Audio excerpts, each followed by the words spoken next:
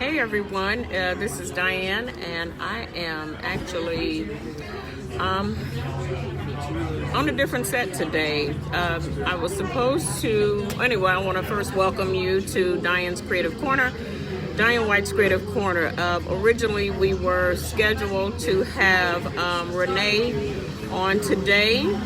Actually doing a transformation makeup, but as many of you know, today is actually the first day of school for a lot of students, which means guess how they have to get to school, us parents. So we're going to reschedule our makeup transformation for next week. But I actually want to shift gears and really talk about the first day, and I'm going to call it a really parental tears as well as tears and cheers. Many of us have kids going back to first day today, back to school. We are excited. They're excited. I have a daughter who actually started high school today. She was excited. She had a little anxiety going on. But I actually stepped on campus, kind of went through the halls, went downstairs, and the first thing she tells me is, "Mom, you are not supposed to be in here." But I respected her space. However, I did kind of go a little further. I just kind of wanted to check it out for my own, parental well-being and my own comfort level. It is a great opportunity that she has going into high school, where she is actually going to Booker T. We're excited about that, and not being originally from Dallas, I've been here a long time, but I really didn't understand the level of excitement that when you say the word Booker T, and the response that you get from parents as well as students is like, "Oh wow, she got into Booker T." So I really had no idea. I got this piece of hair bugging me. You know how I am about that not being right. But anyway, so I really want to chat with parents as it relates to our kids getting into schools, be it public, private, charter, magnet. If they're all supposed to get a quality education, I guess I'm kind of confused as to why there's so much, why aren't all schools kind of given the same opportunity, the same resources for the kids? If they're supposed to learn and thrive and, learn about success and thrive in their own their gifts and talents, why are we not putting more emphasis on the entire school system overall as it relates to, developing the kids, starting really from, kinder?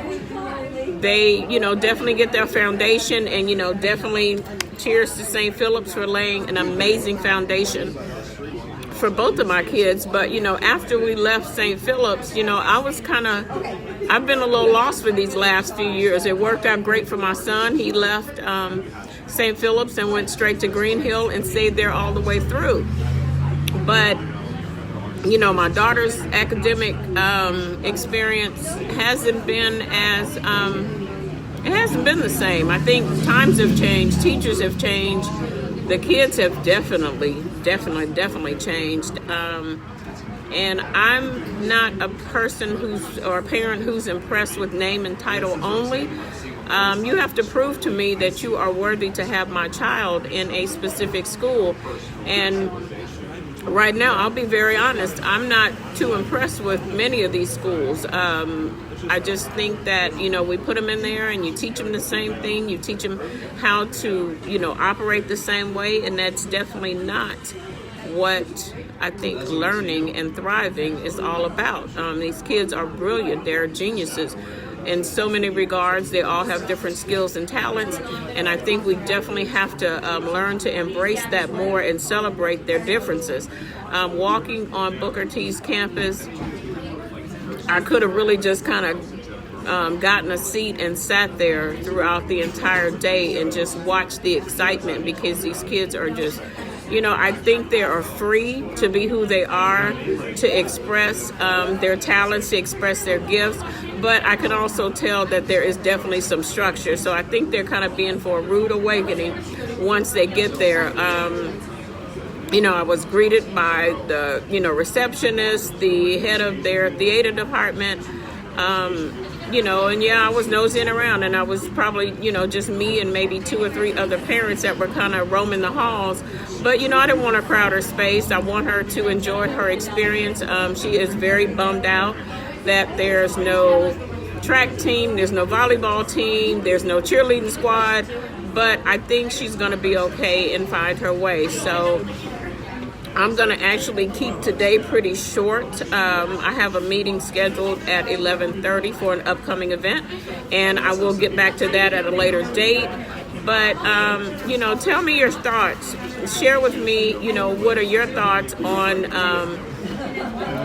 today's school system, and, private versus public versus magnet versus charter. Really, what are we really doing to our kids? Are we programming a bunch of miniature robots, or are we really trying to get them to, celebrate, who they are? If you have a child out there and you see that they possess a special talent, definitely, encourage that. Encourage that gift that they have, because if they don't use it, they would definitely use it. And and I'm a living example that if they don't